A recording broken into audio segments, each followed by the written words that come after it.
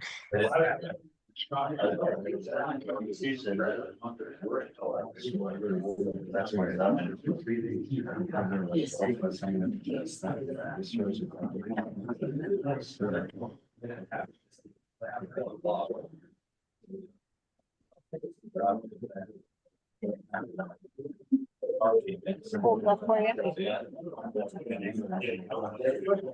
didn't leave the house until I had to stop just to the hardware store, look for something I couldn't find. I used to have. It's gonna be good. Now we're back. Very nice. Jim Hoskinson, right now.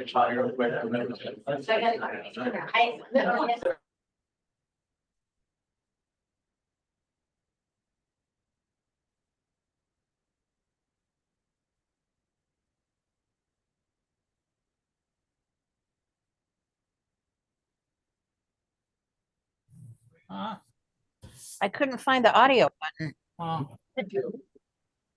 it's almost time. Call this special meeting of the Red Oak City Council to order for this Q&A special session. Oh, you got your mic. Sorry.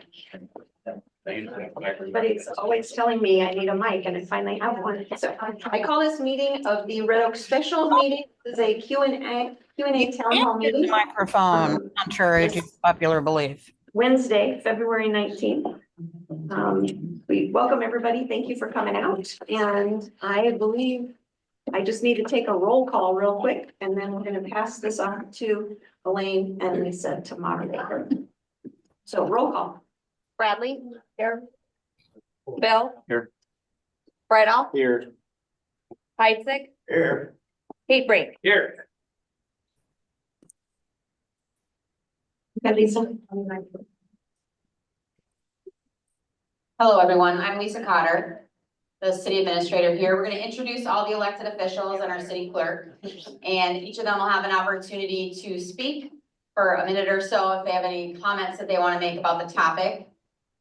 And then Elaine will be our moderator. We appreciate Elaine, as I'm sure everybody knows, is the chamber director. She acts as a great liaison for all of us in the community, and so we appreciate her willingness to be a neutral person to come up and moderate and be able to ask the questions. The elected officials are answer the ones that they've chosen to answer, and then I'll probably be the one that tries to answer the questions otherwise. They were asked questions at Ask the the meeting. question today, Elaine will kind of go over the process there, but the ones that were asked either via email, phone call, or dropping them off at City Hall, we do have kind of tried to order them together with topics so that we're not having a question in the beginning about carts and then 10 questions later about carts. So that's kind of our format.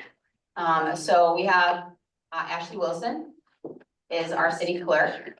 Sharon Bradley is a city council member. Brian Bills, obviously Mayor Sylvius, Tim Bridal, Adam Heatbrink, and John Heitzick. So we'll start with each of you. If you want to just start on this end, Sharon, introduce yourself again, and then if you have a minute or two that you want to make comments about tonight's topic with garbage and recycling. Okay, thank you. And thank you, everybody, for coming. I know there were a lot of you at the meeting last night, which we really appreciate your attendance and your participation. I think that most of you know that when I did talk to you last night, that you're aware that, you know, I am your at-large candidate for Red Oak. And I appreciate all of your input that you've given me on this mandatory garbage pickup. What's important to me is not only that we do make sure that the city is cleaned up and taken care of all these things, but that we also take consideration of what our citizens want. So as an at-large candidate, I have been to the comprehensive plan meetings for 2 years, as well as Tim and I both have. And so with that, the mandatory garbage pickup and the citywide cleanup were the two of the most important things, not the most important things, but on the list of important things that we need to do as a city. So with all the information that we've gotten and all the feedback from the citizens, I would propose to our city council members that we instigate a citywide cleanup instead of the mandatory garbage pickup. And that would be 3 to 4 times a year, which you would add to your city water bill, maybe $4, and which is not a big deal. But we really need to work as a community, not as just people saying that we can't do this, because we can. You have to look at your neighbors and see what they need to do to pick up their yards and get rid of those old vehicles. But anyway, that's what I'm proposing for our council to look at is citywide cleanup instead of the mandatory garbage pickup. So my name is Brian Bills. Worthless.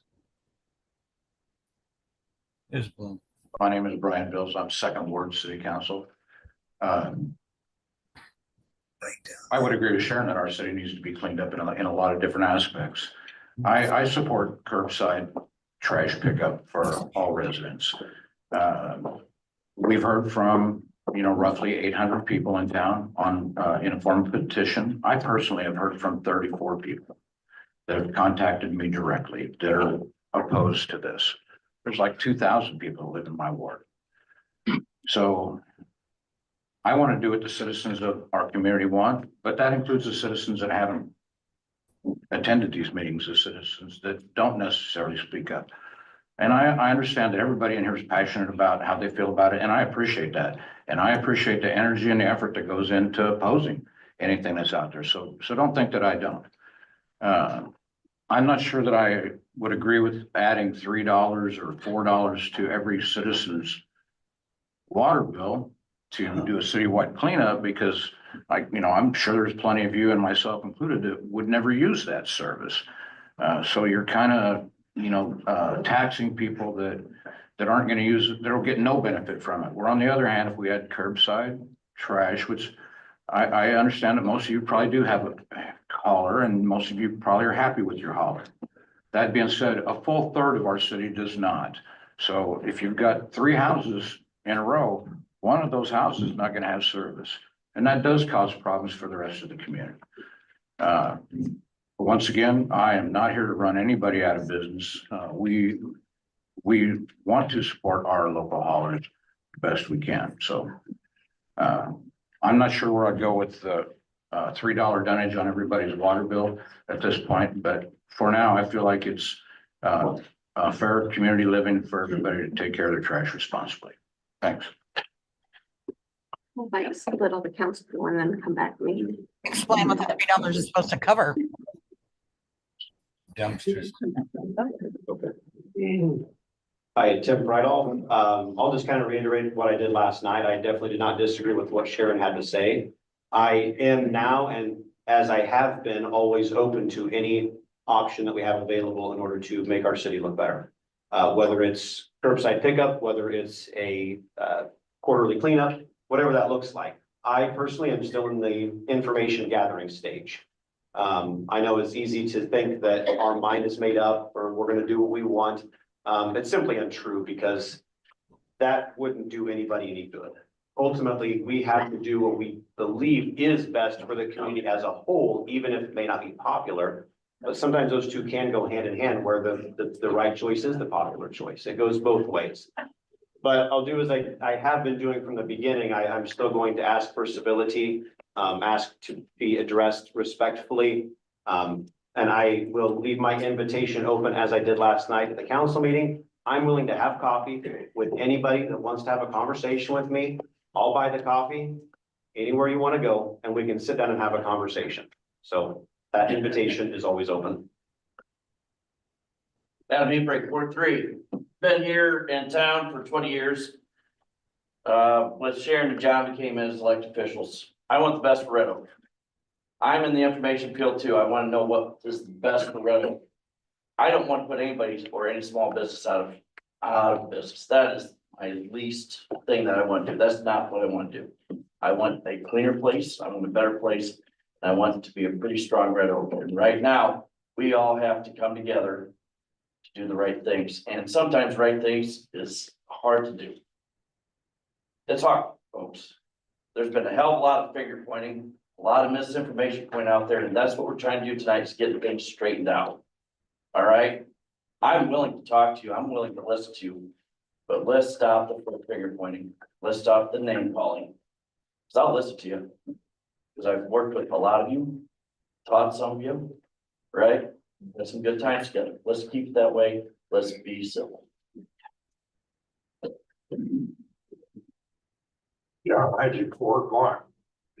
I think most of you know where I stand on this subject. And to be quite honest, the sun would probably have to rise in the west to change my mind. I have heard from a lot of you people, not only Ward 1, but 2 and 3 as well. I quit keeping track of the calls that I got when I went over 100. And I can guarantee you that 99% of those people did not want this mandatory pickup. And I will continue to fight for those people as well as the people in Ward 1. I hope we can come to an agreeable solution here somewhere along the line.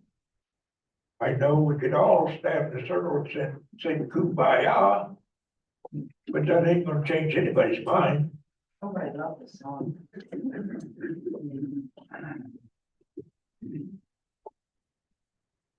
My name is Shauna Silvius. I am the mayor of the city of Red Oak here. I've got to put my glasses on so I can remember my notes here. I just want to first thank everybody for coming again. And I also want to thank those folks that have reached out to me, both with their opposition and those with opposition, but yet support for what we are trying to do. And with those that have posed other ideas and suggestions. And even with those that just fully support us regardless of what we do. So I appreciate all the different emails, text messages, personal knocking conversations on my door. That is one wonderful thing about living in a small community, is that you are friends with your friends and neighbors. I hate how this has turned so ugly. And that has definitely not been the idea of what this was about. This was about beautifying our community and starting with a position that could be proactive. So with that being said, I have been very open to other people's ideas, to exploring options, to being innovative, and I still am. I feel like I said last night, people have made many assumptions, and you've assumed that we all think the same. You assume that I'm pushing this through. I am simply trying to do what is best, most logical, that makes the most sense to me.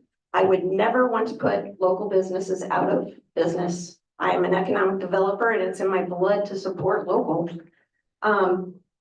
So with that, I guess a couple of the things I want to point out.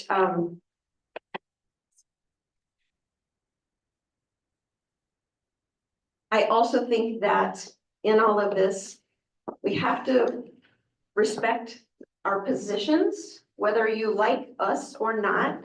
You need to, I wish that our citizens would just respect the positions, because we are in very difficult situations where we have to make a decision that, and sometimes we make decisions that aren't our choices because that's what you want.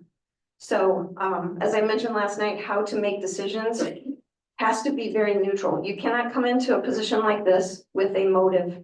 And our motive, I believe our motive has all along been to make Red Oak better, to enhance the things that we currently have, and to just really build unity across the community, which unfortunately with this topic has been a little off that direction. However, I do believe we still can come back together.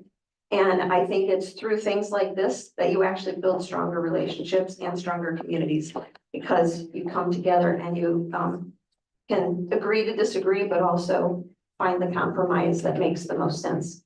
This could be a topic, as Sharon and Tim have alluded to, that this could be a really great transition or an opportunity for us to explore something different, a different way. And so I'm completely open to this idea, and I think it's a great one. And I also want to say we are very fortunate to have Lisa as our city administrator. I had to sit in those seats when we didn't have anyone, And I can tell you what we need in a person. And she is very much respected by our city staff. And that says a ton. So with that, I'm going to turn it over to. Oh, one last thing I want to say is you've made it clear that you do not want to hear from me. So I'm going to take a seat of not answering unless someone directs a question directly to me. So this is going to be a Q&A with the council as people really wanted. So thank you. No, Elaine will be asking. Okay. Go ahead. Sure. Go ahead. Good evening and welcome to tonight's Red Oak City Council Q&A session. I'm Elaine Carlson, as Lisa has already said, and I am the Executive Director of the Red Oak Chamber and Industry Association. I was asked to be by the city, tonight's moderator for the Q&A session. As they know, I moderate the Montgomery County Legislative Briefings every year. I am a neutral moderator who takes very seriously and works very hard every day to make sure the information that we share or make known to the public is factual and as accurate as possible on all of our platforms. So that is why I agreed to be here this evening. Tonight's meeting is different from a regular council meeting. The city council meeting is a business meeting in which the city council is conducting their bi-monthly business. At a regular city council meeting, there is a public comment section in which individuals can speak to the council, but the council cannot respond to those public comments. Tonight's Q&A session is an opportunity for the public to have their questions regarding a possible curbside service answered by the city representatives here this evening. Tonight's structured forum is as follows. As the moderator, I will read each question aloud and direct it to the council members. Council members or representatives will respond to the question, providing information or explanations as needed. The questions have been organized by subject matter to keep familiar and similar questions together to avoid repetition. We have been asked several times about follow-up questions, as all these questions were submitted prior to starting this evening. If there is a follow-up question that you have at some point and time allows, you may go back and write on the same sheets that Janice Lester has there and put it in the basket, and we'll get that up here for me to ask. Lastly, it is most important that tonight's meeting be respectful and focused on the information. Please refrain from making comments from the audience. Thank you in advance. With that, we will get started. Sharon Bradley, Councilman Bradley, I should address you properly. In the newspaper, January 29th, inside of page 1 and second column, second paragraph says something about $70 for residents to pay for 2 totes. Is this true? So the cards, I believe Lynette got a quote from a supplier for $68 per card. And that would probably be for 2,700 residents for Red Oak. The larger, the 90. For the 90 larger gallon. ones, Yeah, not all 90 three. gallons instead of the 60 gallons. So there are 3 sizes of cards that we're thinking about. So, but that would be for the larger one. And these cards would be delivered to each household, correct? And there was no discussion on who would pay for that, but probably the original intent was between the hauler and the city or some combination of those two, not the citizens directly. Right. Is that correct? Thank you. Okay. Councilman Bills, rumor. Totes cannot be seen, must be hidden after they've been picked up by haulers. Is this true? So right now, we don't have an ordinance about how to have the trash out for hauling, and there's nothing established yet. If we did that, it would probably be like most other cities that have these types of services where your cart would go out the night before and then you'd pick it up the day of your service. And as far as where it's stored on your property, I don't think we'd get involved in that at all. That would be pretty much up to the owners where you kept your car.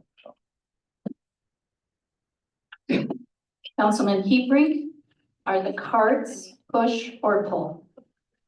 They're a cart. You can push or pull them. He took all the short questions. He took the short ones. I am only reading as they were submitted. I did not write these questions or rewrite these questions, so, yes, nice job. Councilman Friedel, Well done. who picks up the bin and puts it back up for trash pickup after the snowplow blows it over, going down the street? And who will pick them up out of the street when they blow into it? Sure, oftentimes the cities that have these programs just adjust during bad weather, kind of similar to what happens now. Sometimes either hauler might call their route off for the day. That could happen, that's a possibility. But just like it is now, if your trash can blows over, you pick it up. So I think that would just be the expectation since it's your cart. If the communities that use some of these carts, I'm under the understanding they're a little heavier than the usual carts that you might have, like your normal trash cans, because they are industrial grade. And they're manufactured in a way that maybe are heavier at the bottom, so they're a little more difficult to blow over. And the lids are attached to the cart, so those would stay with the cart, so you wouldn't be chasing two different things down the road. But again, I think a lot of these are square, which again would help prevent them from just rolling down the middle of the road. But again, it kind of goes back to what we would do now. If it's your cart and it's out in the middle of the road, you're responsible for picking it up. Councilman Bills, this one's for you. If a resident moves, do the totes go with them? okay, so that's a good question, actually. If you move, the carts, the totes are actually assigned to the property. So you would move and the tote would not go with you. You wouldn't take the tote with you, it'd just stay around. And if you required a different size that was at the property you were moving to, then you just get with us and we'd make sure that would happen.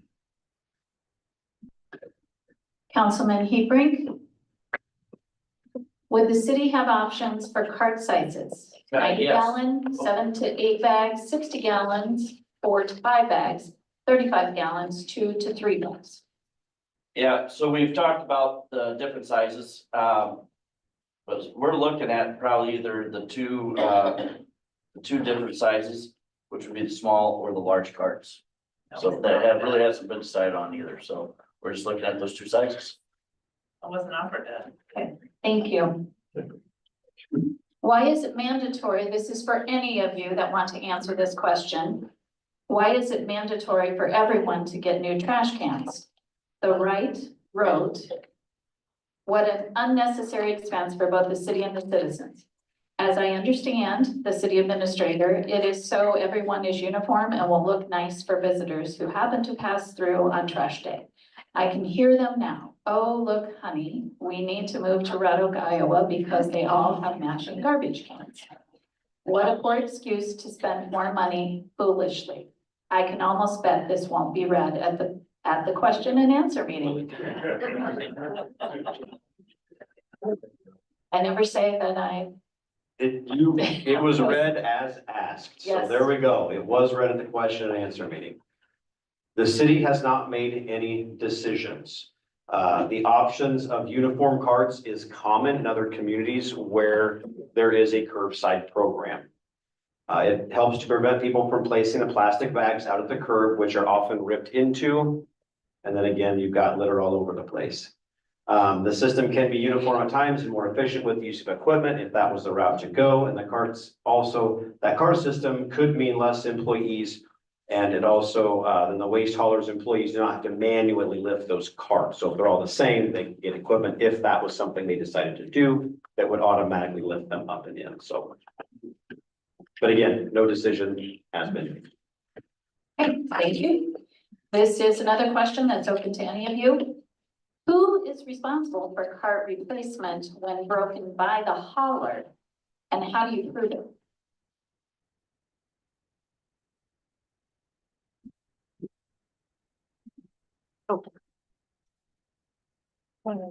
think in most communities, Thanks for the call.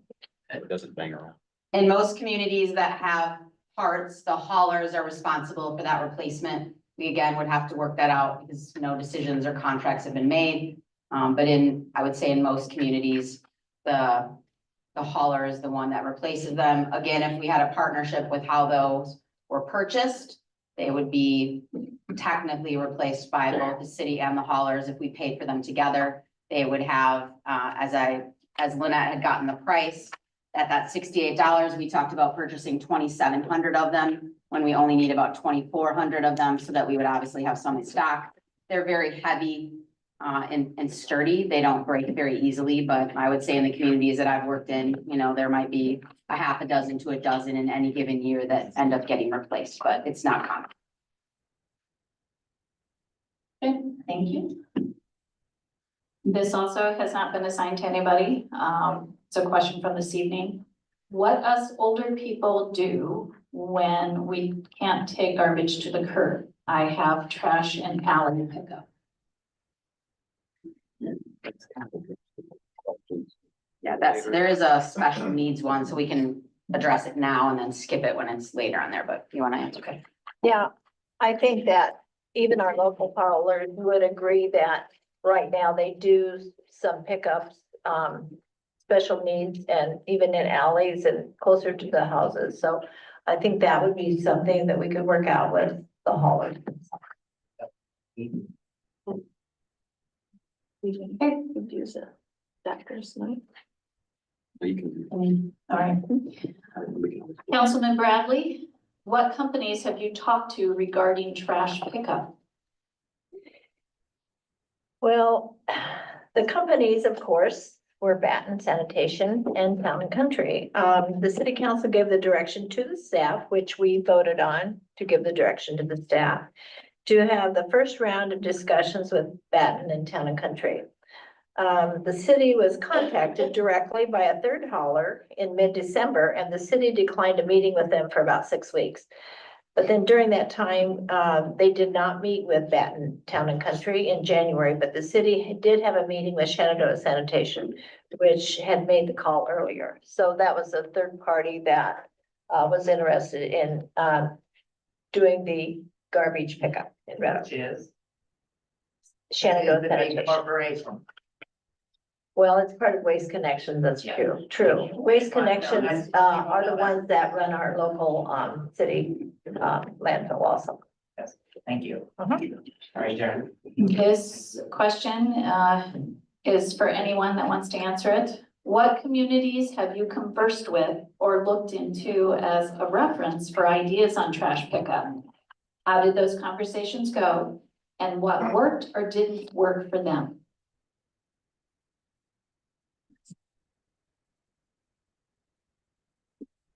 Well, I came from the big city, so we had mandatory trash pickup.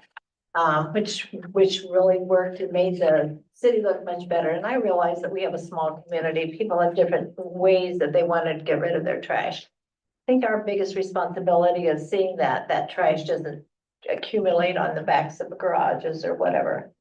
But I think a lot of smaller communities, the only one I looked into was Shenandoah, and they have mandatory trash pickup, but they use bags on their curbs, not the bins. So like Sharon, I've lived in some other communities as well, and, you know, they all do it differently. Some have, homeowners have their own individual containers, and some of them have the totes like we're talking about. I think it's important for everybody in town to properly dispose of their refuse. And, you know, when we have 800+ houses that are not on anybody's route, that means that there's a lot of refuse that's not being dealt with properly.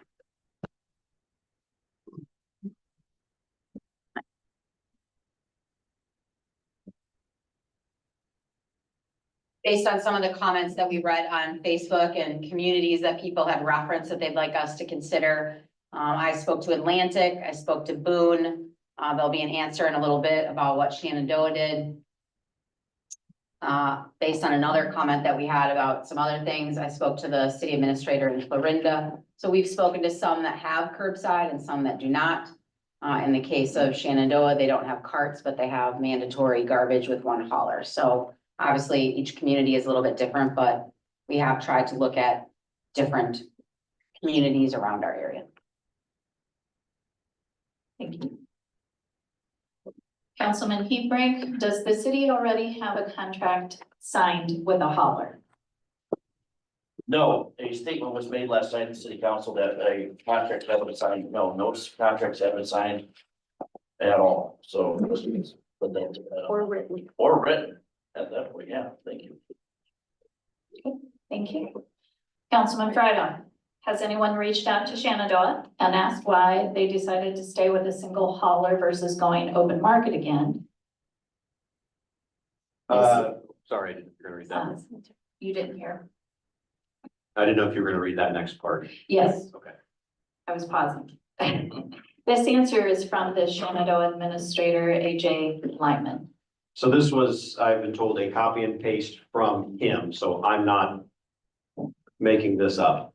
Residential single hauler has been in place since the early 90s. From the city's perspective, it ensures that each residence has garbage service and cuts down on nuisance complaints related to trash. For the residents, the collective bargaining of having 1,800 plus living units on the same contract and pay guaranteed by the city to the vendor saves each resident some money. 3-year contracts, current one expires 30th of June and 27. We did not want the city to purchase and provide carts, but the vendor quoted us an option where they would have purchased and provided carts if we would have gone to automated pickup. Okay, thank you. Anyone can answer this question. If the city is not an active player in efforts to clean up Red Oak, how do you see that part of the comprehension plan that focuses on a cleaner city being enacted? Well, I don't know. Sure. I can tell you. I think that, Keep turning it on. sorry, Push it out. I think that the city needs to be involved in the citywide cleanup. I know after I came here a couple of years, we tried to clean up just downtown for 2 blocks, either side of the square. We had about 25, 30 volunteers. It took us most of the day just to clean up those few blocks. And we have a lot of people here that help with that volunteer project. But I think that this is a larger scale. And as a city, I think we need to be more involved in what we do for our community and how we clean up the properties, taking pictures, seeing what, and maybe even going to the residents and say, what do you need to help clean up your property? I had a call today from someone, and I won't say who, and she was very positive, thinking about how do we get rid of these junk vehicles on properties. So she had good ideas. That's what we want from you, is if you have ideas on how we can clean up the community, bring it to us. Don't say, just give us negative thoughts. Help us with how we can clean up the community. But I do think it's important that the city has a community cleanup. We just say, we would let the help with that. Citywide cleanup, we're here. And the haulers would have to help with that because they would have to provide the dumpsters and the Yes, we would hallway be and glad to everything. do that. And I We know would be that glad you to would help with with that. that. Thank you. Okay, thank you. Thank you. Councilman Frydon, why is the city pushing mandatory curbside garbage pickup so soon after adopting the 2025 comprehensive plan, when mandatory curbside garbage pickup was not listed as a high priority in the comprehensive plan? It was listed as a medium priority with a midterm timeline for implementation in year 2027 or 28. From the surveys that were conducted during the comp plan preparation, survey recipients were asked to quote, "Please list your top 5 priorities that you feel the local government needs to improve upon first. Solid waste disposal, trash, received the lowest priority of all the respondents. 18 items were listed and trash was the lowest." So the comprehensive plan, it went through the community committee, planning and zoning, and the city council. And obviously Sharon alluded to earlier, her and I were on a lot of those meetings for the past 2 years. I think it need to be noted here, I don't have the exact number in front of me, but the actual responses from that survey was very low. So we didn't have a lot to go off of in the first place. We just did the best we could with what we had when we were developing the plan. Which again, some of those sessions included a lot of other community members. It wasn't just the city council that put the comprehensive plan together. But once the plan was adopted by the council, we have the obligation to set those goals for the officials and the staff. What I think needs to be noted here, I know it's been brought up that it almost seems like we're taking this stuff kind of either out of context or we're pulling it out of the air from this comprehensive plan. But where it came from was when the city had its strategic planning session at the end of 2024, that included the city council and it also included all of the city department heads and staff. So again, it was not just the council that went through this. The plan included 4 goals. 1 was improving the visual appearance of the community. 2 was improving infrastructure, adding recreational amenities, and improving the housing stock. Everyone there that day, we changed, we called, instead of goals, we called them pillars of progress. So then the next step was to rank the items that we all prioritized as impactful to achieving the work that the groups wanted to accomplish to support those pillars. Under the visual appearance and improvement in housing, everyone that was there ranked, not I would say everyone, it wasn't 100%. There was 2 items. One was the curbside trash and the second item was the citywide cleanup as the top 2 items to try to accomplish in say 2025. Again, part of this is when we get these goals together, obviously we don't want this plan to sit on the shelf and collect dust like it did the last time, considering it was what, 25 years old. The goal was to try to actually get some stuff done and make progress once. So that was where those 2 items came from. It was picked from those 4 categories as 2 that we believed that we could accomplish in order to get some progress. That's where it came from. Thank you. Councilman Heatbrink, who will pick up the trash on a windy day when it blows out while dumping? All right, so the rider. As they're putting the trash in the truck and it blows away, hopefully they will pick it up and put it back in the truck. But if it probably goes too far, that's gonna be probably on the homeowner. Depends on how far they want to track it down, but usually on the provider. Thank you. This question is for anyone here. Also, since this is a one-side pickup, the big trucks will be making 2 trips up and down every alley and street. More wear and tear on streets and alleys. Has this been taken into consideration? I don't need the microphone, but I'll address that. You know, once again, we haven't even decided how or what this is gonna look like when it's done. So for us to say the truck's gonna go up and down any street once or twice or 3 times, it's, you know, we're just speculating at this point. So it's really one of those questions that can't be addressed at this point. But I will say this, and I don't want to get ahead of ourselves, but another question on this is about, you know, who takes responsibility. Sorry, Elaine, I'm gonna steal some of your thunder, but the next question on the list is, I've Who already take- lost control. yeah, I'm just gonna do it. Yep. Didn't I? You Yep. did. Yep. And so, another consideration is, you know, water main breaks. You know, right now, the city has always been responsible for water main breaks. The infrastructure under our streets is buried deep enough to sustain the impact and the rolling and the heavy trucks going up and down. That's not, an issue. The laterals, the service lines have always been, always, for the last 20 years have been the responsibility of homeowners. That's not going to change. You're still going to be responsible for that. You know, and there's, once again, we haven't determined how this is even going to happen yet. I mean, they still may be picking up in the alleys depending on who the hauler ends up being and how it's determined this happens. So the question is kind of a little premature at this point, in my opinion. So going forward, I am asking you to go ahead and use the microphones because some of your voices trail off, and we also have KCSI here. So sorry, I thought I was loud enough. I usually am. You are. I can't hear you. All right. This next question is for anyone to answer. I had spoke with the council person as to where the funds would come from if the city were to buy toters or portion of the toters, and they advised it would come from funds from the new condo construction. Can you advise what else these funds can be used for? Can this be used for citywide cleanups I don't have or that. anything more beneficial? These are extra questions Yeah. that people submitted. They're Do you not- want to, Oh, do you okay. want to answer that one?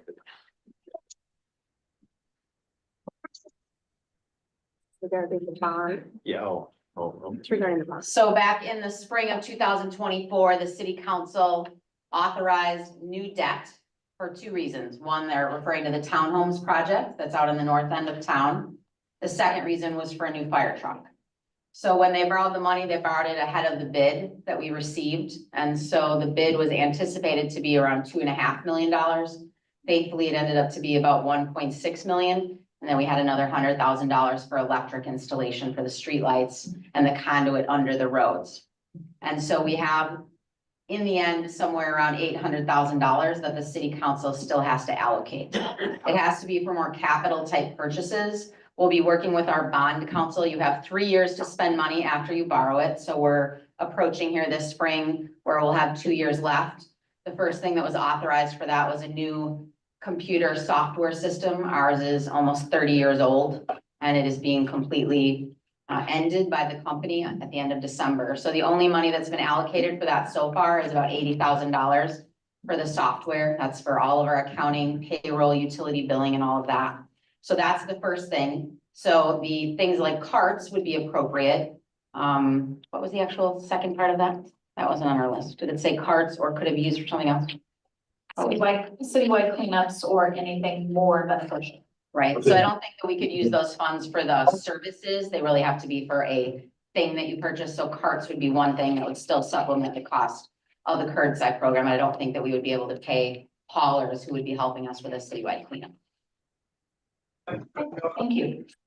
Next question is up for anyone here. My question is this really the best fiscal decision for our city? Your proposal is to give a contract to a hauler for X amount of dollars, which would be an increase for the haulers, and the city would take over billing if you want. Which comes seven.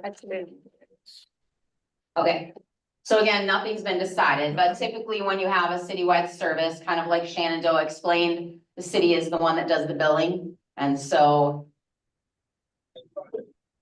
I think that people, there's been a lot of assumptions that the cost is going to go up. What people see typically when you have a citywide service is that by a contractor knowing that they have a guarantee of 2,400 homes, it is an economy of scale. And so when we've talked about that there should be at least some economy of scale, right now, each of the 4 haulers is driving around, go to a house, skip 2, go to a house, do 2, skip 3, whatever it is. And so they all have to drive the entire community. So whether we were to allocate it like our original conversations were to say that we would split it between 2 of the haulers or go to 1 hauler, there should be some economy of scale. It's not our place to not be in the garbage business to decide that. But what I can speak from experience is that the companies or the communities that do have single service, a single provider going to all the homes in a community, they are not paying $26. I can't find anyone else that charges $26. And that's from experience. And, you know, even from being not from this area, you know, I was 4.5 hours away. We didn't pay anywhere near that cost. And so it certainly can be different in Southwest Iowa, but that was the conversation that we had with the third hauler, that the cost would not likely be $26. We're not asking for anybody to give us a price if the council were to do a request for proposal.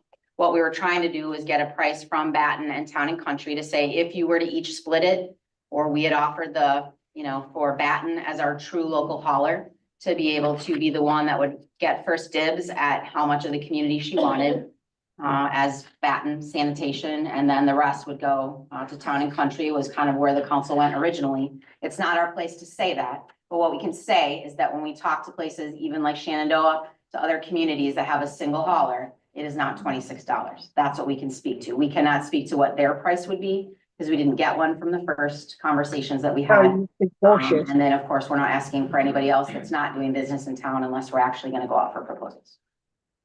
We had discussion, it wasn't set in stone. Sorry, we don't have a price to bring to the council. We had discussion. Understand? Thank you. Councilman Bills, will we still get our senior and military discounts or any discount being offered now?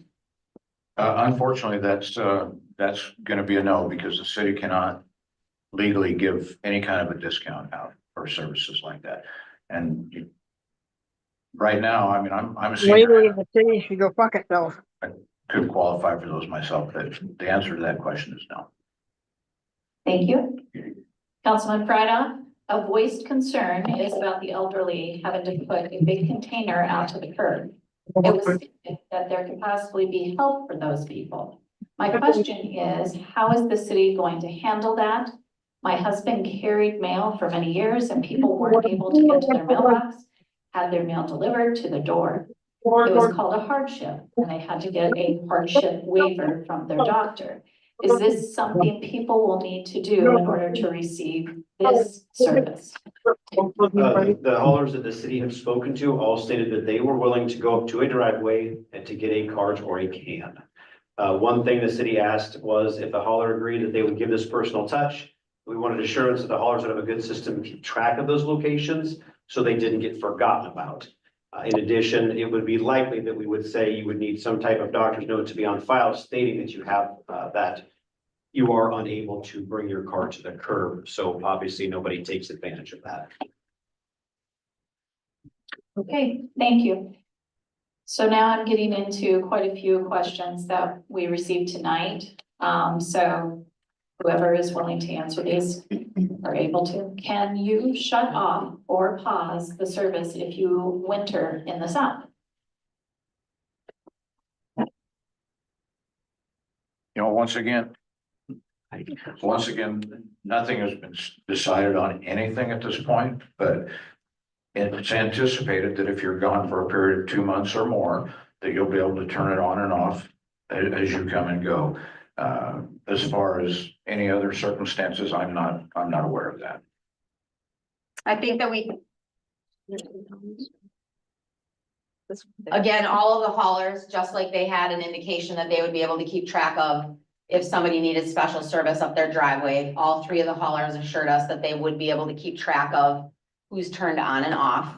And so what we said was that we would not likely do it from an administrative perspective for a 1 month period or anything less than 2 months. But if I know one of the concerns that we had was from someone like a landlord, perhaps their property is vacant and they want to be able to clean it out. So as long as we stop the service for the 2 or more months and we're assured by the haulers that they're not going to incur expenses by having tipping fees and stopping there, as long as they were able to keep track of that, our position, at least again, prior to making any kind of a decision, was that 2 months seemed like a reasonable amount of time if you were looking to not have service, whether you're a landlord, whether the property was vacant for whatever reason, or again, like someone indicated, to be snowbirding in the South. Okay, thank you. Is this city really going to shut water off to families with children for a bill that has nothing to do with water while taking over private business that has earned our business? So the way that utility billing works right now, for those of you that have paid attention to it, you have a line item for water, for sewer, for recycling, and for stormwater. You do not get to select which bills you are paying and which ones you don't.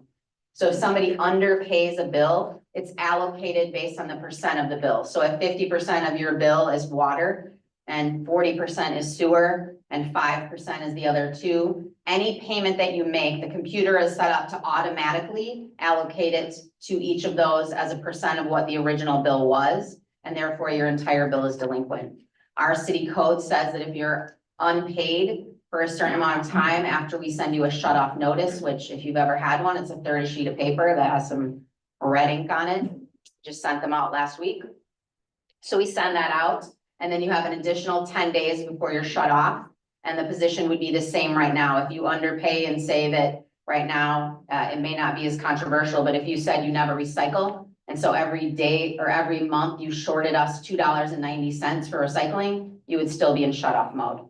And so while it may seem unreasonable, the bill is the bill that you owe, and that you can't cherry pick which ones that you pay for, which ones that you don't. So our way of turning off is water. That's what our city code says. And that's basically Any community that doesn't have electricity, shuts off water, and those that have electricity shut off power.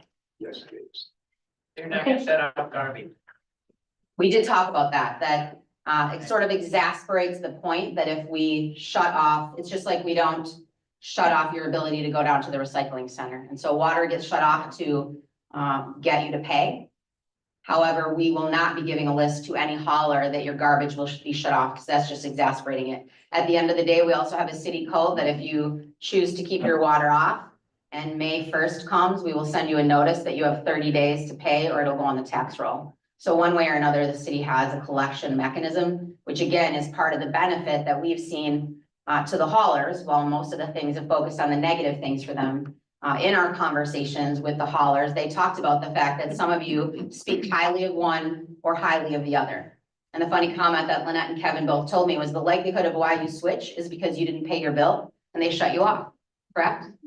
Right, so people talk about bad mouthing Lynette and Kevin's grade or vice versa, but it's because people switch because they haven't paid. And so the benefit to them is not only getting more business, but it's also that they will never risk having a delinquent account. We will have a delinquent account with you potentially, but we have a stronger collection ability, whereas they do not. So they get one check guaranteed for every property that they serve. And so that is a financial gain for them. They don't have to go after collections and things like that, which again, typically is where you see the ability for a hauler to lower their price, whether that be 50 cents, $1, or $5, whatever they deem, but there is less risk. They don't have to worry about collections because they do get one check. And so our ability to collect it, we're gonna pay it one way or another, but our intent would never be to turn your garbage off. Nothing was set in stone. Okay, thank you. How do you expect the elderly, I think that this has been answered, but I think it's worth reiterating a response. How do you expect the elderly to comply with these new regulations? For many, trudging through the grass or sidewalk slick walks to get a giant container weighing more than some of them to the curb for their pickup, it's simply not feasible. So again, we addressed, as Elaine said, the part that says if the haulers are willing to and can keep track of it and you have a doctor's note that you genuinely are disabled and unable to do that. The only thing that I can say sincerely, and I don't mean it in any disrespect to elderly people, but I've been a city administrator in 5 communities and every one of them had elderly people and every one of them had curbside service. I'm still friends with some of my front counter people who answer the questions. And as we've been getting that question, I sincerely, and I mean that, reached out to those staff people who were the front line, like when you come right now and Susie, Donna, or Karen answer the phone and talk to people. And what I can assure you, and that's what I've said to people, is that our elderly people in Red Oak are no different than they are all across the country. And I can honestly say that we did not get phone calls from people who said I'm elderly and that I can't get my cart to the curb. Somehow people work together as a community, whether it was people's children, their neighbors, they work together to take care of each other, and they were able to get those carts. And honestly, in those communities, we never had the ability to turn in a doctor's note and ask for that special service. So we would certainly be blessed here if the 3 haulers are willing to do that, but I can honestly say that it worked. That doesn't mean that we're trying to be insensitive, but I just know that somehow in those other communities, which ranged from 400 people in my smallest community to 40,000 people, and most of them were in between. I had a 4,000, 5,000, and 7,000. And we did figure it out and people managed it. They really didn't complain and we didn't have calls that they couldn't get their garbage. Thank you. Will trash pickups still be picked up in the alleys or only on curb? So in our meetings with the 2 haulers and then when we met with Shenandoah Sanitation, if the council were to decide on who the haulers would be, we would have to have meetings. They would really have to drive the community. If we were to say we'd like them not to go in the alleys, they would have to evaluate which ones are simply not able to be. So there might be a focus on trying to bring some peoples to the street that currently have the alley. But I think that we acknowledge that there's likely some areas that would still have to remain in the alleys. And that would have to be a case by case and they would have to let us know where they go currently in the alleys and we discuss that. But until we get to that point of actually having a hauler that the council would select, that would really be a secondary conversation after we knew who we were hauling with. Okay, thank you. How can you expect the local haulers to absorb pain for a portion of the toters and lower their prices? We simply asked them in the questions what their price would be and if they were willing to. They have the right to say no. Again, what I can tell you, whether you sort of speak negatively about a bigger company, that when communities have haulers, they typically provide those carts. I, again, have never seen a community that pays for the carts. But what we said, which I think was the council's good faith effort to say, we do have smaller haulers here. And we said to them, are you willing to pay for some of it? And again, one of the questions later that we have on there is about the dollars. You know, people kind of think about it in the context of $26, but one of the questions that we'll talk about is what the revenue is to the haulers. And so there is a much bigger, like I said, economy of scale. And so they have that. So we've not mandated that. We have simply said, if you were to be the city's hauler, what would your price point be that you would be willing to pay for it? They have a right to say nothing. And then that's where the council would have to evaluate the fiscal decision that they would make as to how much we pay per household and if there was an additional cost. The city could then choose for whatever they are willing to contribute, if it's zero or all of it, that the council would have to decide how they were going to allocate it. You made an offer, 60 to 70% I in the did. beginning. I did. Okay, and then you asked us and we don't have an answer because we don't know what you want to, what your offer is. Right, what she's talking about is that I had said, as they talked about the concern being smaller haulers, that there would be a cost to them, certainly larger than many of the things that they're currently having to spend it on. We said there's a possibility out there that the city could contribute 60%. Again, that's me having a conversation with our haulers. That does not mean that the council would or wouldn't support it. But that's what we do as staff, is that we have those conversations. So we said, I said, perhaps it could be a 60% on the city's behalf. And that each of the haulers, if they each received half of the households at about 1,200 each with the 2,400 total, that perhaps they could each contribute 20%. And then in the question, they have to decide as part of those conversations that we would have between us, they can say yes or they can say no. And we didn't have that, so. Okay, thank you. Why hasn't the nuisance officer taken care of reported individuals or residences that are the offenders of trash and garbage? Why can't these people be charged on their water bill for their garbage? Is that a new question? Yes, it's a new question. So there's a bunch of other questions about nuisance abatement. We have a full-time nuisance officer. Some of the people that were circulating the petition had made comments, and one of them emailed me about talking about Atlantic and Boone as an example. And they use that to say that we should be like them. And so when I reached out to them, I found it interesting that they would be about the same size and that people sort of see that they're doing a lot better. And so in the case of Atlantic, and we have an employee that works for us in the utility that also used to work there up until last April. They have 2.5 employees. They did choose not to go with curbside service. They do have 2.5 times what we have in terms of being able to use a nuisance officer and be able to try and abate those. What I explained 2 council meetings ago is we do have people on the nuisance list all the time. We have to contact them at first, whether it's, you know, and there's obviously a part of the conversation is trash and bags and junk, which is large things that wouldn't be able to fit in a cart or that you'd have to have in like a spring and fall cleanup or some sort of a drop off like Sharon's proposing. But we offer our first as a kind letter saying, hey, you know, there's codes here. We're asking you to get this cleaned up, and they're given some number of days, typically about 10. If they don't comply, they receive another notice. And then after that notice, they receive a citation. So we've had a number of them just since I've been here. So we're not by any means ignoring that and not providing nuisance abatement in the form of using that nuisance officer. Once we issue them a citation, they then have a preliminary court date scheduled before our officer who handles court situations. They're not the normal county court. It's our municipal officer. And it typically takes somewhere around a month to get before him. So you've got that Typically, right now, we're waiting a number of weeks until we see it. Then you've gotten a letter, we give you another 10 days, we send you one more letter, and now that you've received a citation, we have to wait about a month to be able to get before the court. That first purpose of that preliminary hearing is simply for people to say whether they are pleading guilty, whether they're pleading not guilty, or they want to have a conversation. If they plead not guilty, then we have to go to another hearing, which is at least another 30 days out.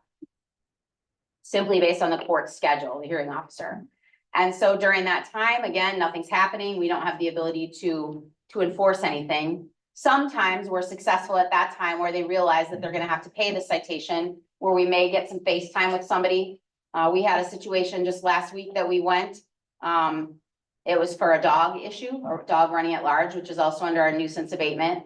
The people didn't show up at all, but they still have an opportunity to have a hearing scheduled. But if they show up, we obviously have an easier time of trying to have a conversation with them and hopefully can get some compliance with them. So what's all that cost? Yes, so we don't do that easily. We are always getting advice from our city attorney. She's the one that has to defend us on the judicial side. We've heard people say we should just go on people's property. We have to comply. We don't have to. The city council could choose to ignore their legal advice that they receive from Bree Sorensen, our city attorney out of Shenandoah. Her position is that there's 3 branches of government, and they are the legislative branch. The mayor and I are the administrative branch. And Bree does not suggest that we go and take legislative authority without judicial involvement, which means that the court says, we now give you permission. We've seen you go through the 3rd branch of government, and that you now have permission to go on that property and take it. So that's what the judge would be deciding. So when we get through all those steps, we obviously have an employee who's spending their time doing it, which we employ, and that's why he's there. But then there's also legal fees. Typically, the top end of a citation is $750. If it's a first offense, the judge is not likely to issue that amount of a citation. We had a very serious case where it was $250. Then once the person was found guilty, we had to give them another 10 days to clean it up. Then once the 10 days had passed and they didn't clean it up, we then had to go back with the attorney, pay her again to go to the judge and have him finally order the issue. So when you look at that, typically it's 90 to 120 days.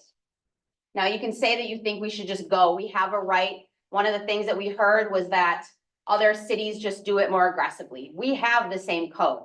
Technically, the code says we can come and abate you.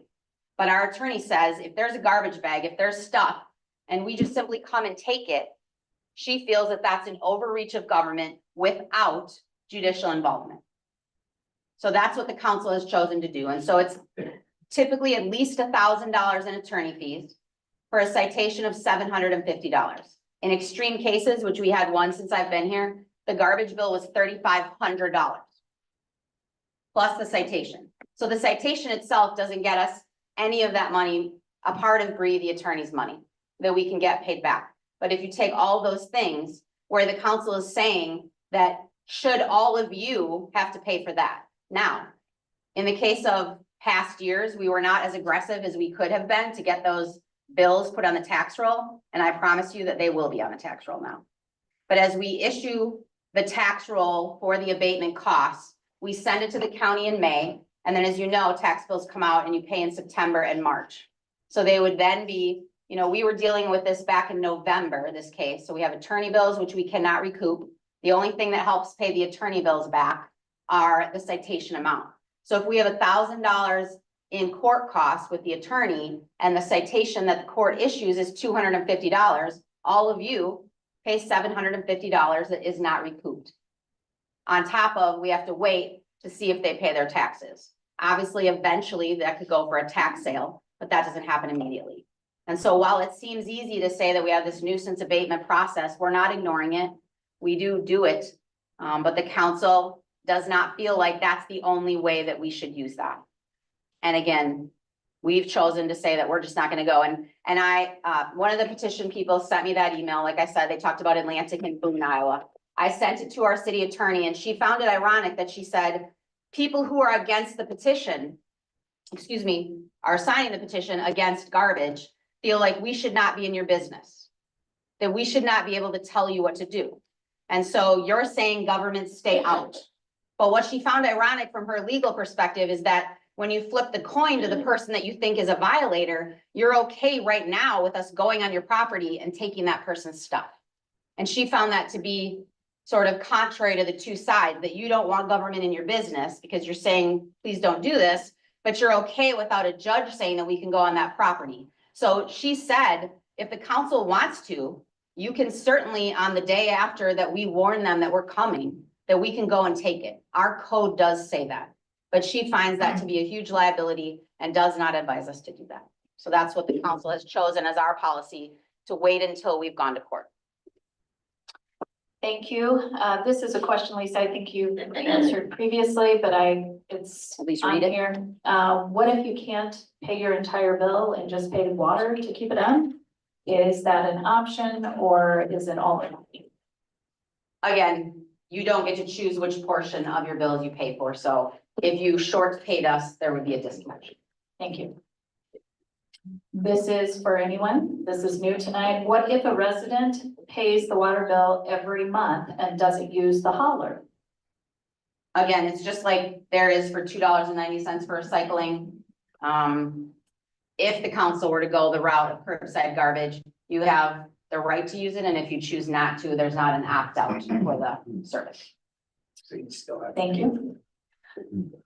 A new one, also this evening, paying out a contract and these people don't pay their bill. How long does it take to recoup this money if it is placed on their tax bill? It appears to me that the city is opening themselves up to debt. So do you think they mean the individual bills? Read that one more time, please. Paying out a contract and these people don't pay their bill, how long does it take to recoup this money if it is placed on their tax bill? It appears to me that the city is opening themselves up to debt. So obviously, I think they mean, whoever wrote that you mean that we're paying the hauler regardless of whether people pay. Again, because we have the ability to turn off your water. Typically, we get attention from people that don't have water. The ones that typically don't pay attention are when you have a vacant home, when somebody's moved out. And so certainly the possibility exists that we've turned people's water off. If it became long-term, we obviously also through our staff pay attention to vacant properties.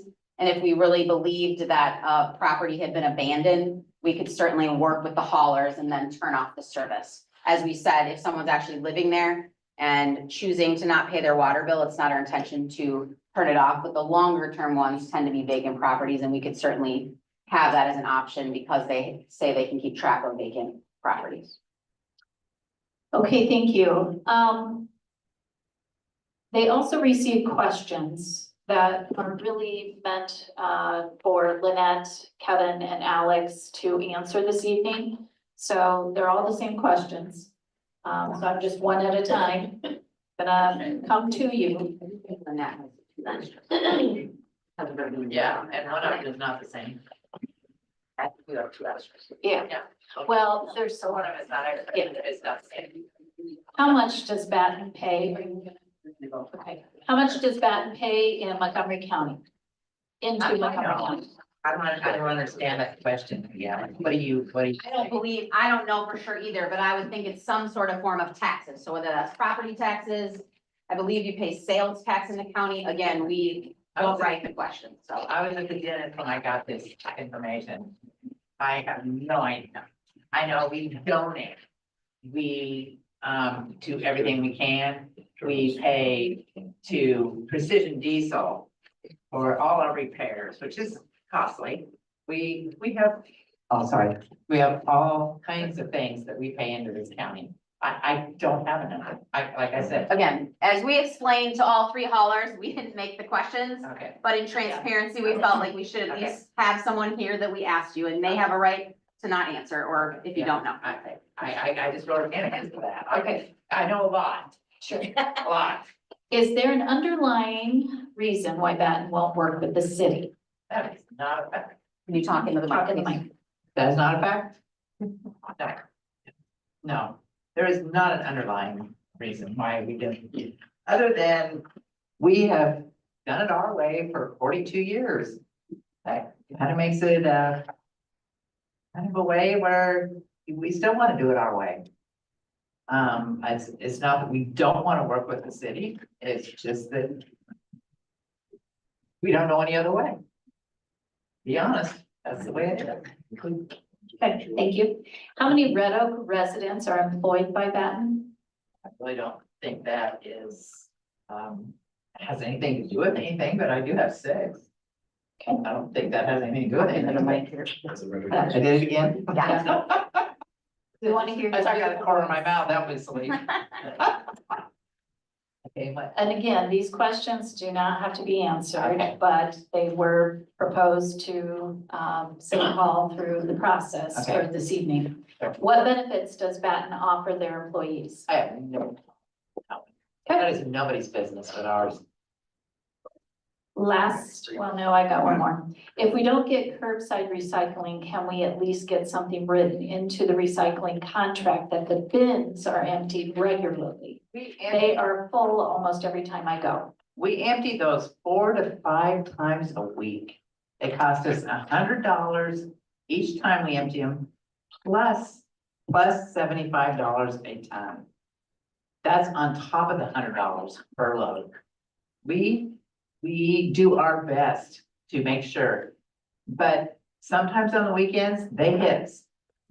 That's what happens, and that's, if you hold off and don't stockpile, and if you hold off and not take it on the weekends necessarily, a big amount, I don't think you'll have a problem. Because like I say, we try, I swear to you, we take 4 to 5 times a week. Can I ask a question real quick? Sure. So Lynette, Hold on, we need a mic. Okay, sure. I hate talking about these things. Anyway, so do you think if we had curbside, that it might reduce the amount of traffic at the recycle? And, well, you haul them. And I guess part of my question, it's a 2-part question. Do you think that some of the stuff that gets put in those bins is actually just refuse and not recycle? Sure, that's a possibility. I know it is, yeah. We have a guy here in town that wants to go around and collect for people, but. And and take it down to those containers. I have no problem with that. I think It's too. called ROCA, I think it is. I think to your defense on that, I will say that there's no way to police those bins. And Yeah. only Exactly. city residents are paying for that. So if you see somebody there, you know, do not live in town and have a water bill, I would not be letting them use those bins because people are coming from outside our community Yeah. to put stuff in there Yeah. and they are not paying for that. Who's gonna police that? So I'm saying you can't police it, but what I'm saying is that I agree. if somebody's complaining they're full all the time, well, that's not Lynette's fault, and that's certainly not anybody else's fault, but if people again are coming from who knows how far away to Somebody dump needs stuff to in there, advertise that maybe, how are you supposed to and- stop that from happening? I mean, you out there. can't have somebody standing there the entire time. I agree, yes, and I don't, cameras wouldn't do any good either, but, I mean, I would. I don't know what the answer is to that, but yeah, I don't. It's, Why did we not do it in the city's parking lot? I don't know, That was. I asked, why did we not put those in the city's parking lot? I was happy with that, I'd have been more than happy with that. That was At least we have easier for us to cameras. Control. Because then we have watch, cameras. And for everybody. Where do you mean? Well, like the What do you mean side, by But I the think city, somebody city bought hall? that. oh, I'm sorry. I mean the one by the city hall to the, Didn't O'Neill buy that? what's that? Did O'Neill buy that? I don't think He Derek owns the Or that far, property? the far side, but we own the 2. I don't Yeah. think there'd be enough room there. Uh, But we take up 2 rows during the day. We don't want, I don't want No, dumpsters they in gotta our be on the downtown. back. I don't want them where they are. I think that was probably it, was it's residential, so close to residential. All right, so one more question for Lynette, and then I'm picking on Kevin. If our haulers don't get if our haulers don't get to keep Red Oak's business, are they going to have enough customers to take care of the rural people, residents? So if you don't get the Red Oak local business, would you, right, the local city, within Yeah. city limits business, if you don't get that, do you have enough business in the rural area to keep going? We stick strictly to Red Oak. We stick strictly to Red Oak. We don't do out of town. We have our commercial accounts and our roll-off accounts, but that is not gonna, that is not. And eventually, if the big corporation comes in, they're gonna take us out all the way. Okay. I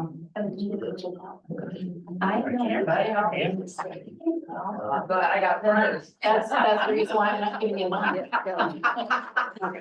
All right, so I'm gonna start with the question that we just ended there with Lynette. If Town and Country does not keep the Red Oak city business, do you have enough in the rural area to keep you going? Again, you don't have to answer these were submitted. I know, it was just tonight. So, It is. Oh, it's your mouth. Yeah, I do. I guess Brian and I have something in common. I don't like talking to these things either. We would take a substantial hit. But yes, we do. This is probably a little over half of our accounts, but we do service, Villisca, Stanton, Grant, Griswold, Lewis, a ton of rural areas. But yeah, as far as a hit, it would be a large hit. I would have to get rid of 2 employees. And I'd probably have to go back to work. I'm really not interested. I'm not here to comment on any of these, so. All right, Kevin, we are gonna ask you some of the questions, some that were similar to Lynette's. How much does Town and Country pay into Montgomery County? Again, that's a kind of, these questions, in my opinion, don't have anything to do with the mandatory trash, but here we go. And I'm kind of guessing on what they really mean. We do not own property in Montgomery County. We pay local option sales tax. We pay the landfill, if that was a direction out there, then our bill is roughly anywhere from 9 to 13. It can vary, $1,000 a month. $9,000 to $13,000 a month. Our guys, when they're in town, they go out to eat, they grab stuff at the convenience stores. If we have a tire go down, we use, we get it fixed down here. So yeah, we spend, it's kind of a general question, I guess. We spend money down here, whether it's a school. Remember, we've got a banner hanging on the wall in here. Chamber members, you name it, the school, anything. Donations. Yeah, the donations and stuff like that. So that to me was kind of a tricky question, and it really didn't make sense to me, but yeah, there you go. Okay. How many Red Oak city residents are employed by Town and Country? At this time, 1. Because I have 1 move to Council Bluffs. Okay. And again, this is only if you want to answer this. What benefits does Town and Country offer their employees? Again, I agree with Lynette on this. It's really nobody's business, but I guess, I'll answer it. Full-time employees are paid salary. Part-time are paid hourly. They get free trash service. They have a clothing allowance. They get meals. They're paid sick days, paid time off. They choose if they want, or they choose what to manage their paid time off. How they want to manage their time off for holidays, birthdays. We pay obviously state, federal withholding. We offer an IRA match program and probably numerous other things. But as far as benefits, if that's what they're after, no, we do not have like a large health insurance or whatever. So again, nothing to do with weekly trash service. Okay. Last question for you, and then you can go back and find where you were. Is your company willing to provide curbside recycling service at this time? No, not at this time. I have no no experience in it. I have no equipment for it. And again, I don't know anything about it. So, I mean, obviously, nothing is ever out of the question, but, not at this time. You passed. Thank you.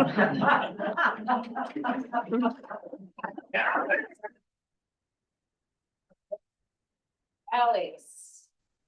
Come on down. Oh, yeah, I'm good. How are you?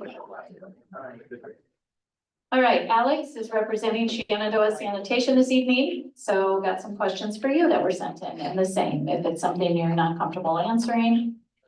I'm putting you on the spot, but I'm not putting you on the spot. Does that seem fair to say? Okay. And speaking here. Yeah. Yeah, a little closer. Yeah. There. And then you'll sing the national anthem when you're done. Nobody wants to hear it. Okay. How much does Shenandoah Sanitation pay into Montgomery County? Yeah, similar to, Benton and, Town and Country on this, I don't really know off the top of my head, so kind of went on the tax thing, it's public knowledge, Waste Management is paid about 15,500 last year in taxes here in Red Oak. And then I didn't know where else to go with this, so I kind of went back and looked at last year. We donated about just under $20,000 last year to the communities that we service out of Shenandoah, so that includes Sydney, Shenandoah, several other communities that we service, but I mean, that's going towards any sort of community events, high school fundraising, anything of that nature. Okay. How many Red Oak City residents are employed by Shenandoah Sanitation? Yeah, so I had to look it up, but we do have 7 employees that reside here in Red Oak full time. What benefits does Shenandoah Sanitation offer their employees? Yeah, again, on this, that's public knowledge, you guys can kind of see, it's all on our websites, but we offer a 401k with the match. We have full health and benefits for all of our full-time employees. There's annual and quarterly bonuses for all of our employees. There's paid time off. We provide all PPE uniforms. Anything that they need for their job, we provide for them. Just a dozen other things that we can come up with, but I mean, that's just kind of the highlights. Okay. Are you willing to provide curbside recycling? Yes.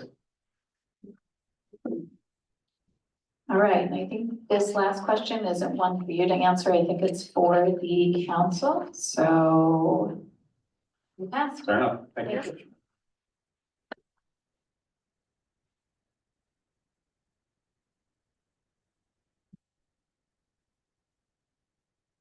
Okay, in a previous radio interview, and this is for any of you, a third hauler was talked about. Who was this? We know it's Shenandoah Sanitation.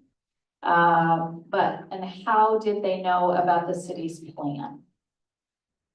I feel like everyone knows that we're talking about garbage and recycling. Not a secret. Right, so as I said in one of the council members answered, Alex reached out to me in early December via email asking if he could meet with us. At that time, I said that the council was really only interested in talking to Baton and Town and Country, so I just basically said, there's really no reason for me to talk. He did reach out again about 6 weeks later, and we met for about an hour in late January, and I'm assuming just for media and the fact that they have employees, but I had never heard, I've never met Alex, I'd never heard from anybody, didn't know that we had employees, just reached out via email. Okay. All right, council, we're moving on. This is for any of you.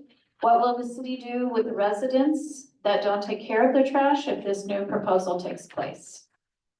Feel like that's kind of. I think just you're gonna have the service and we're gonna do our best to get compliance and nuisance abatement. And I think you've also talked about this next one, but we're reading everything that was submitted. Why can't they enforce the codes now? Again, we do enforce the codes, it's just not super effective, and I think that as a resident, it's easy to feel like it's just something that we should do, but if people are willing to accept that it's a 90 to 120 day process, and that as taxpayers, you're okay with paying those bills, I think it's the council's position that we would choose ideally to minimize those costs and ask everybody to pay for garbage with an additional way of trying to get enforcement. Okay, Taylor is working. Yeah, Taylor does work. Taylor's our employee. He's working every day and we do nuisance things. One of the things I will say that we're gonna talk about in 2 weeks, I've had people reach out to me asking for the addresses. We don't have a document right now that are all the addresses, but I will say that our society is different on social media. If you think about the fact that most county sheriff's departments put mugshots on Facebook and have no problem doing it. We do have an option that I think people don't believe us. I've gotten 2 emails in the last couple of weeks that when I said at this time, I'm not gonna release the addresses. And the person said, what are you afraid that we're gonna help you clean these people up?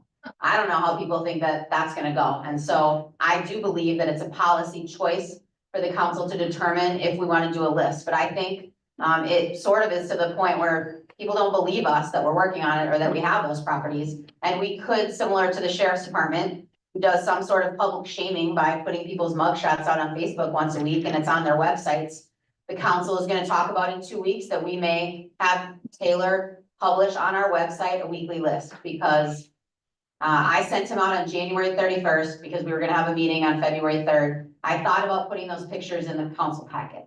And he came back after about an hour with 15 parcels that it was a trailer and a truck used for black garbage bags, just a dozen to 30 garbage bags. It's not all junk. People are right. We have old vehicles. We have lots of things that are considered junk that you wouldn't be able to put in the carts, but there really are. And so I don't know if the council will be able to talk about that in 2 weeks, but I'm to the point where when people accuse us of making this stuff up and there really isn't any, then I guess we'll go to public shaming and we can put the address and put pictures that Taylor goes out and takes pictures and they're stamped with City of Red Oak and the date and it says nuisance officer. And I guess if that's, some of the, I don't know what kind of tactics we call it, but it is interesting to me. I've never worked for a county and I always have this weird uncomfortableness that everybody's mugshot shows up on Montgomery County Sheriff's Department and when I was on the other side of the state. And so is it really any different?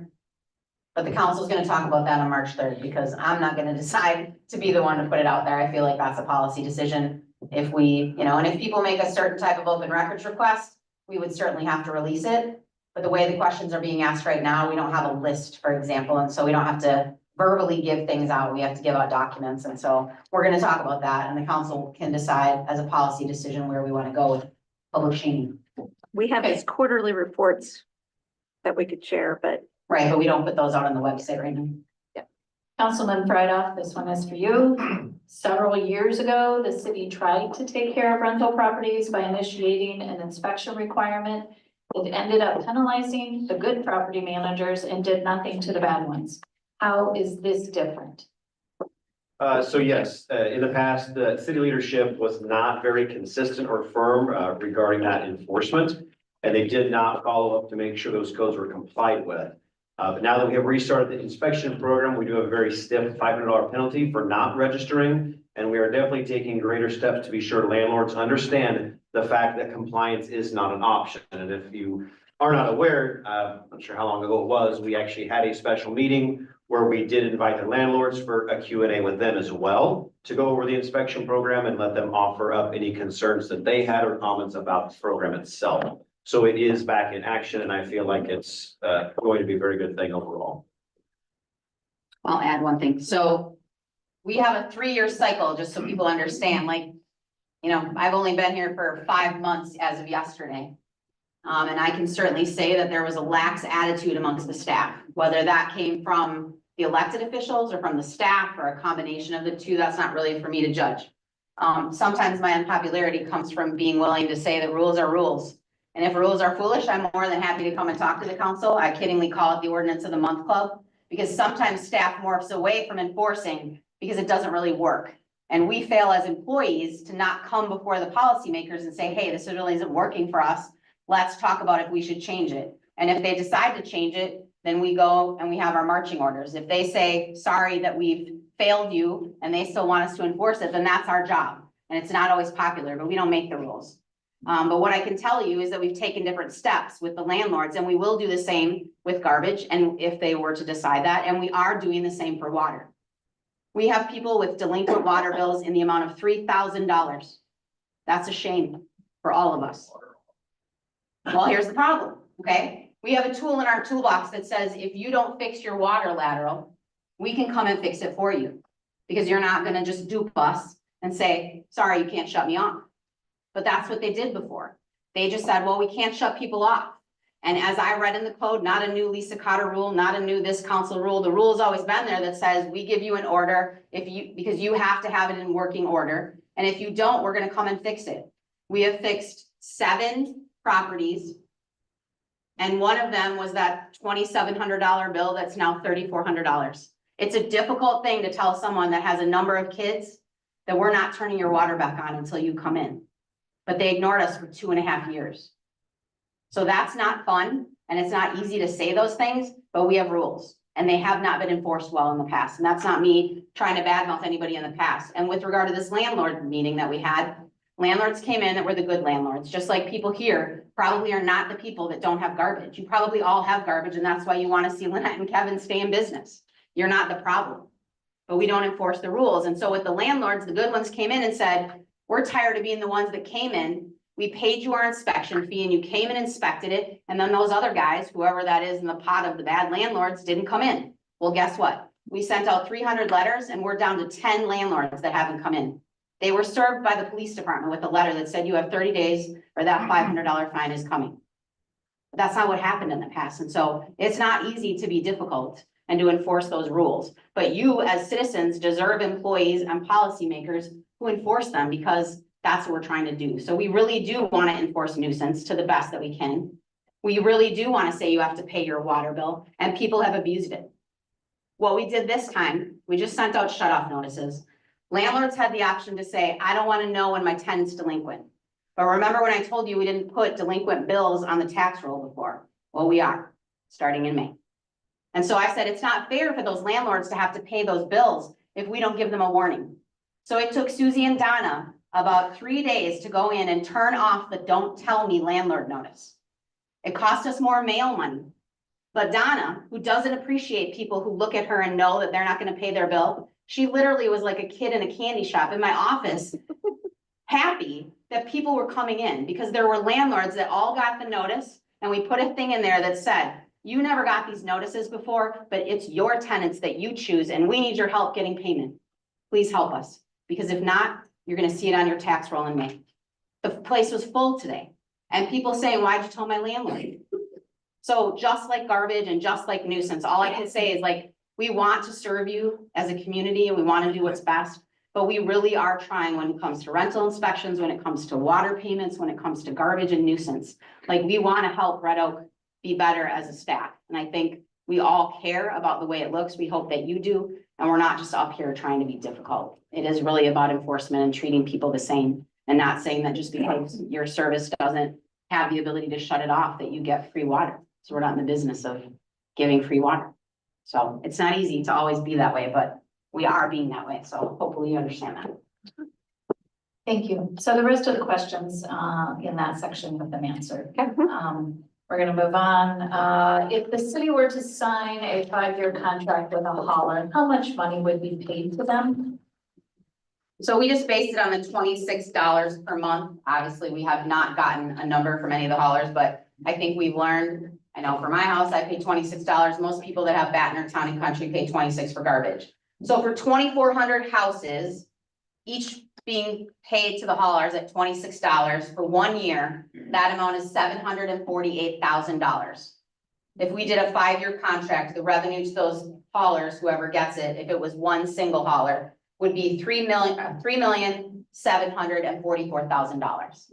So when we talk about the fact that people think we're sort of wronging the haulers and things like that, we at least want people to understand that when we talk about perhaps some investment on their part to have to do some extra equipment, like those that use rear loaders and be able to put a tipper. I know that when Lynette had checked on a price, she said it was somewhere between $20,000 and $27,000. So that is an expense to them, or if they were to contribute to carts, but it's also a guaranteed, if one hauler got it, a contract for $3.7 million.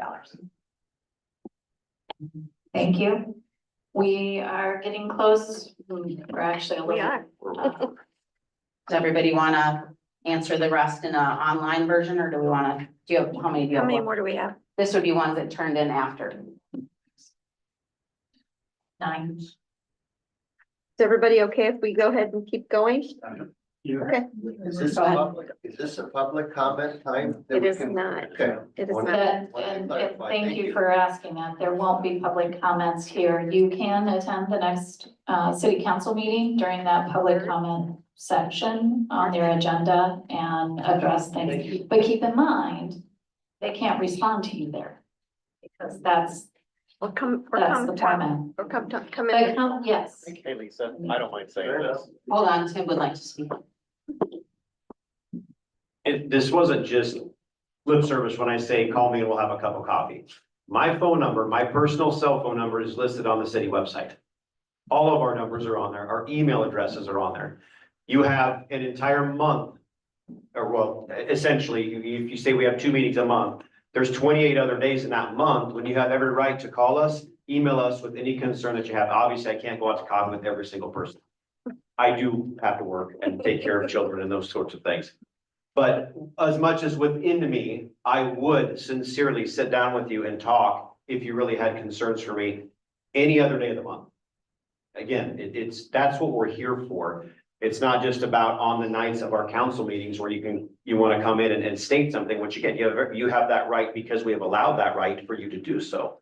But you have access to us every other day of the week, essentially, those of us that may or may not work, but again, within reason, we are willing, I believe, we're all willing to talk face to face one with another. That's what I was gonna say. I think everybody's willing to do that. I would say Sharon, Brian, Adam, John, are you all willing to do that too? And me as well. I always answer my phone. Absolutely. Captured. Absolutely. That policy. Okay, so we are all willing to do that. Okay. Moving on. We have proof by petition of those against. How can you pressure that those not on it are how Presume. Presume, thank you. I'm sorry, Okay. reading other people's writing sometimes. How can you presume that those not on it are automatically for? Brian?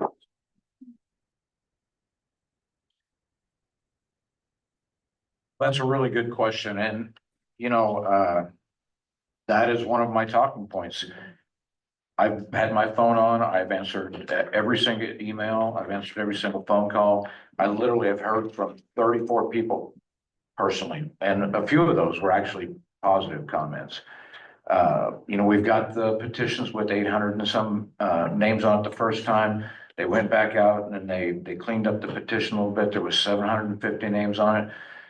If you do the math, that's a full 13% of our population. If you do it by households, that's 23% of our households. So if you do the math, that's, 89% of the population are in favor and 67% of the households are in favor. That's, and once again, unless you contact me, unless you voice your displeasure, I have nothing else to go on. And there is such a thing as a silent majority, and we were elected to represent people, and we were trusted to do our due diligence in this job. And that being said, people don't necessarily contact us on every single issue that they know that comes before us. The ones that they're important to them, that they do.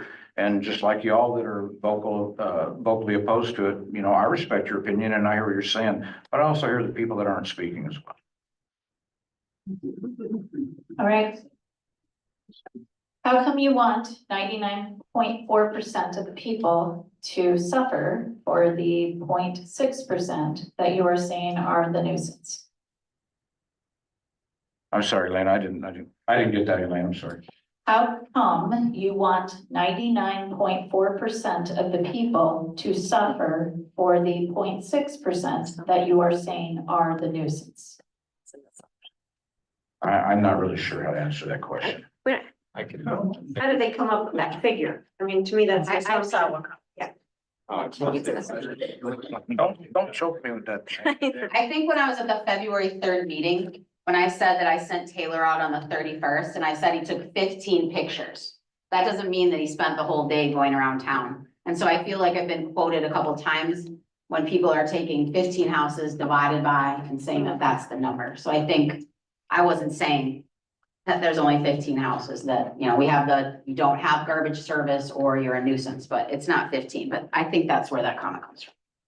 Well, didn't you say once in what his first, how many months of employment, he had 70 occurrences of junk and trash violations?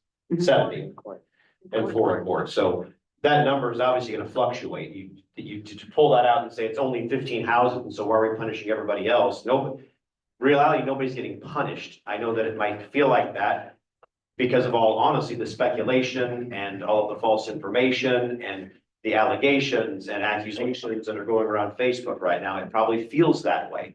But nothing could be further from the truth. Again, I reiterate the fact that nothing's been decided on. We have not made any decisions. There's been no vote, except for that to which we requested Lisa to begin gathering information for us. If you currently have trash, if this was something that the city proceeded with, well, that wouldn't change. You would continue paying for trash. Like there's no punishment there. The punishment would come for those that don't choose to have that as a service at their house. That would be the ones, if you want to call it that, a punishment, but really it's not. That's just where that would come from. So again, I don't look at it personally as a punishment, since I'm already paying for trash every week. I pay for it per month, obviously, but it comes every week. Then it's not a punishment to me because nothing changes in that regard. I will continue to pay for trash just like I did before. I think one thing that has not been asked is about choosing their hauler. And it is a logistic, it's just the way our system is. The easiest way would be to divide the town into quadrants. That would, if we were to go with the 2 local haulers, let's say that.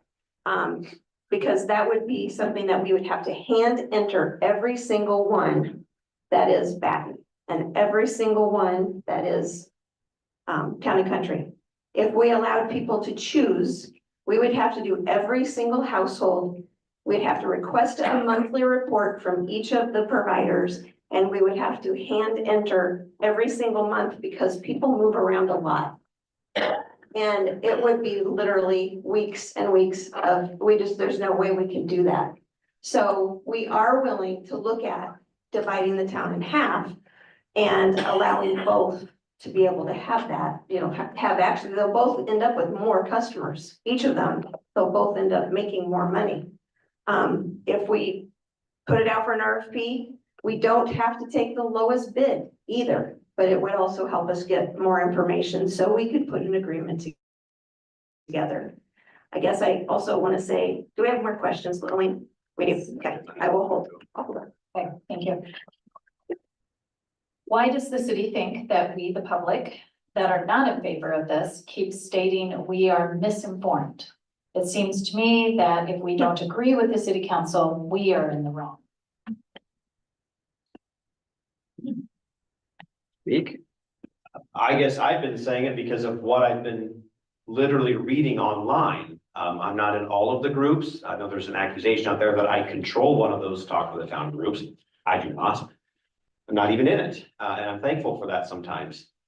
But I have read a lot of what's being said online, and that's why I've been stating that from the beginning, that there is a lot of false information out there, because a lot of it is speculation or somebody's idea of what it might look like or what it could look like. Those people, I'm telling you right now, that are saying those things have not had a conversation, at least with myself. I cannot speak for anyone else. So if they're getting that information from someone else, I don't know who it is. All I know is what I read is not what actually the truth is, or things that we've talked about. A lot of the stuff I read, and I kind of raise my eyebrows, I'm like, where did that come from? Like, why on earth would we even do that? That doesn't make any sense. I don't understand. But I will not, and I've said this before, I will not engage in any of it online. So I'm not going to go in there and begin to try to dismantle any of those things on there, because I'm not going to get sucked into that. And I've watched what will happen if those that support this, I've watched what happens when they do. And it's no wonder that there's a lot of people that will not speak up in support of this because they don't want to get dragged into the mud. And that's what will happen. So that's from my perspective, what I've seen. I'm not going to say 100% of it isn't true. There might be parts of it that is, there might be pieces that they've pulled out of a conversation or a comment or something that we might have been brainstorming. But that doesn't make it fact. It doesn't make it what's gonna happen or what we're gonna decide to do. It just doesn't. That's why, and that's actually why Lisa put a lot of time into putting that fact sheet together, as well as an entire page with access to the packets with information in it, to links to the interviews with KCSI and to our YouTube channel. And she even put in there what part of the council meeting, what timeline to go to be able to watch that part. So And Okay. again, let me just reiterate, I do not state anything is false information if I don't agree with it. It has nothing to do with whether or not I agree with you. If I see something that's not true, I'm gonna call that out. It has nothing to do with whether or not you agree with me. I am happy to have conversations with those that disagree with me. There are those in this room that I have sat down and talked with that disagree with me, and I'm happy to do that. And I would never accuse that of them of providing false information if they're just there asking questions of me. I would not do that. Give an example. I can just give an example of two things that, when I would say some things that seem like misinformation. When we had a meeting with somebody that was circulating the petition, they said that someone flagged them down on their street and he described the person as elderly and somewhat disformed and, you know, in some way physically disabled. And that he said that he was flagged down to have the person sign the petition. And I said, respectfully, we were meeting at City Hall. I said, what was the reason that they wanted to sign it? And he said, well, because they can't get their. Remember, minutes before the line closes, 15 minutes before the line closes. So he said that they were going to, that he was, the person had asked to sign it. And he said that the person said that that was because they wouldn't be able to get the cart to the curb.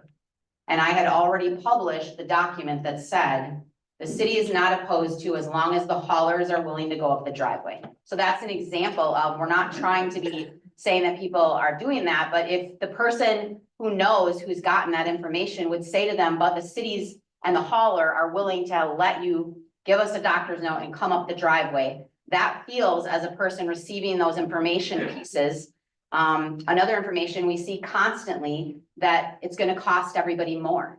In the document, it said that when we spoke to the two haulers that are here right now in town, that we would not do this if it was gonna cost anybody more than $26.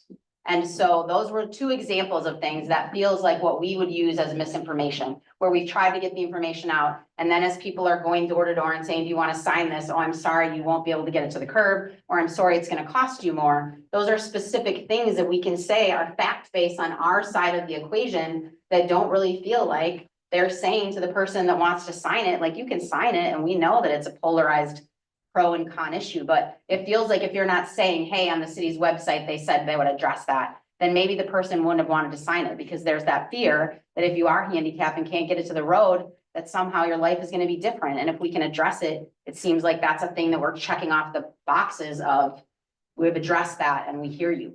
And another one would be that the city's trying to do this to make money, so we can raise rates and. Right, We're people trying have to talked go about that into- it's our money grab, that we're gonna pay for things. The way fund accounting would work for the city is there would be a garbage fund. If the collections of the garbage need to cover the cost that we would pay, so it might be the hauler cost, and then if we did like a spring and fall cleanup, and so it's not a perfect science, but the basis of the rate would be to cover our costs and maybe like a small amount to split with the billing costs, because it's part of the bill. So it's not gonna fund anything else. Ideally, it would be. Okay. In regards to abatement, wouldn't we need to ask an outside attorney about that, as it is a conflict of interest, being the attorney makes money on this if we don't change it? I think that they're saying that she would rather have a system, or she gets to go to court. I No. think that's what they're trying to say. I feel like there, I feel like there's, No, I think what they're saying is that it is her motivation to not tell us to just go on someone's property, because she gets money if we go to court. oh, I think that's a pretty big reach. that's, I don't think that she enjoys coming to court in Red Oak, Iowa, to sit and deal with nuisance people. So I think any attorney, you could say that your attorney never settles your divorce because they just want to make money. I mean, there can be attorneys like that, but We try to keep our costs down to whatever we can. We try to be efficient when we speak to Bree, and I've never gotten, again, I haven't been here that long, but I don't get that impression from Bree Sorensen. We're getting close. I'm gonna read this. I don't think that there's any reason to answer this, but it was submitted this evening. Because it's not something for you to answer, the way I read this. Can the city or Heart and Soul Committee work with the more elderly problem areas that you see as an issue and offer to help with cleanup days or help with hauling off trash or other items to clean up these areas? I feel like the city's answered their part on that. Heart and Soul, that's not for you to speak on. It'd just be a liability issue if we weren't involved, right? Well, I think that we're always gonna be committed to trying, if we had even the idea that Sharon talked about, if we're gonna have a drop-off site or a curbside thing, like, there's high school kids that we could say, hey, does anybody wanna raise your hand and help? Like, we'll do what we can. And there's the landfill aversion group. The landfill aversion group, which is a recycling group. Is there a program that offers assistance to those who cannot pay their water bills? There is I don't know the name of it because in my other cities, we had electric utilities, so there's different monies, but there's a small program that people can reach out to the courthouse, but I believe the staff has talked about that there's only 2 or 3 people on a random occasion that qualify, so overall, no. Okay. Yeah. When the city administrator talks to 2 of the garbage haulers, the city council member, city council member should be there to listen to what is going on. This is more of a statement than a question, so. All right, these last 2 are very similar. I'm gonna read them both. And then it's bedtime for me. Do you think the citizens of Red Oak elected you to take over private local businesses? Yes or no, please? Second question, relatable. What gives the city of Red Oak the right to take over local private businesses? They comply with their rules and regulations, or they will be replaced by an out-of-town company. You don't have to answer, I'm just.